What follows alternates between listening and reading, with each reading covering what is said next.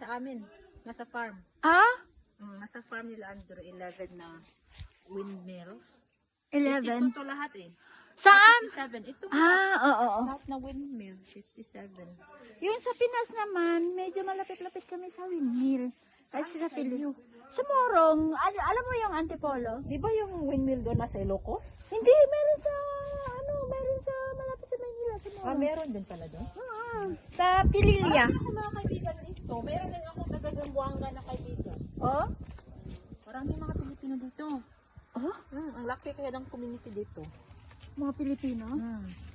Kasi galing sa Ballarat papunta rito. Marami ka na nakilala dito na Pilipino? Wala pa.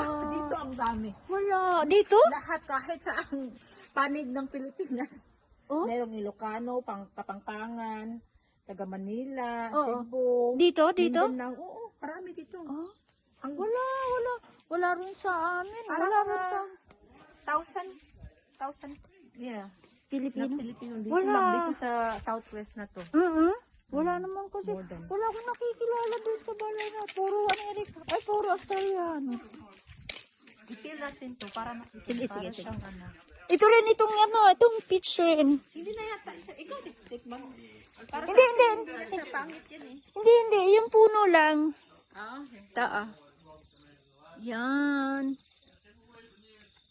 Mga Ang daming apple. laglagan na lahat. Oh. Kaya nga eh. Magkakandalaglag. Ito cherry.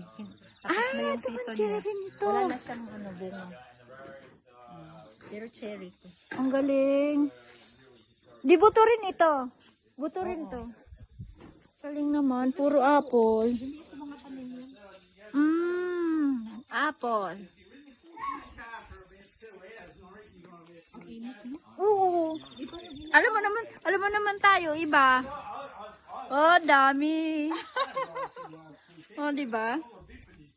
Nakakain siya. Pero Masarap kayo. pag ready na talaga siya, malaki siya. Tapos matamis. Sobrang laki. Pero ito parang crunchy pa. Parang ano. Medyo masim-masim, ready na yan. Ang sarap. Ay, itong manok. Itong cute ng manok, oh. Kakaiba. Mga ano dito mga hayop. Kakaibang hayop kasi rito, ano. Tara. Yan na natin sa ipin natin.